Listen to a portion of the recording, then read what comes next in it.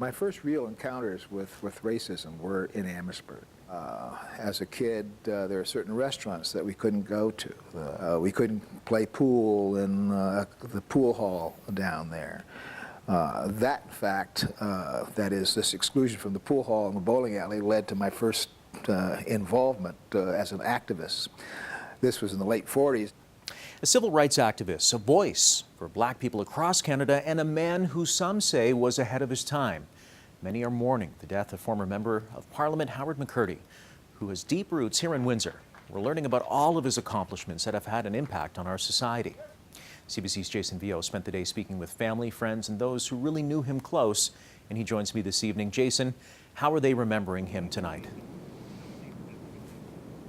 Well, Arms, Howard was a man who wouldn't back away from a challenge, and he helped advance opportunities for African Canadians. That's how he's being remembered tonight here in Windsor. And he was battling stage 4 lung cancer and other medical issues when he died at a Windsor hospital last night. And I'm told by family he was in the arms of his wife at the age of 85. Now, looking back at the last 85 years, there are far too many accomplishments to list off tonight. But some of the bigger ones, he was the first black tenure professor at a university in all of Canada, and that was right here at the University of Windsor. He was also the second black MP in all of Canada as well, and he founded the National Black Coalition of Canada, not to mention the numerous awards that he received over the last number of years, from the Order of Ontario to the Order of Canada, the Canadian Centennial Medal, and the Queen's Silver Jubilee Medal. Now take a look back at his life and how people are remembering him today. And another member calls a member of Parliament Sambo. That is not an insult to Howard McCurdy. That's an insult to black people and colored people in this country. And it should not be done in the House of Commons. Right? It wasn't until we were older that we really realized the impact that he had with respect to things like civil rights. To us, it was just, you know, let's go to a beach. We didn't know he was, you know, crashing all white beach. Fighting racism. He approached things head on. He was charming and bombastic all at the same time.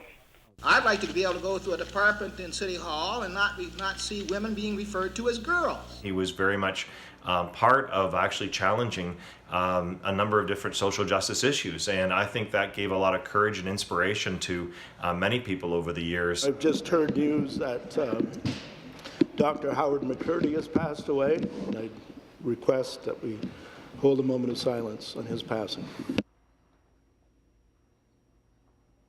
We're going to miss Howard. I'm going to miss Howard. I'm going to miss his strength. He was a strong man. He wasn't a big man, but he was strong. We have gotten a good deal less from North America than we have given to it. Our father always advised us that in order to be considered equal, we had to be twice as good. So he always encouraged us to work extra hard to, you know, be the standard that everyone else had to try and meet. He certainly changed the prospects for young black people to be able to be anything they wanted to be. What I have done has been recognized, and what I have said has been heard. Now, there are also many politicians, as you can imagine, who are sharing memories tonight after knowing McCurdy for many years.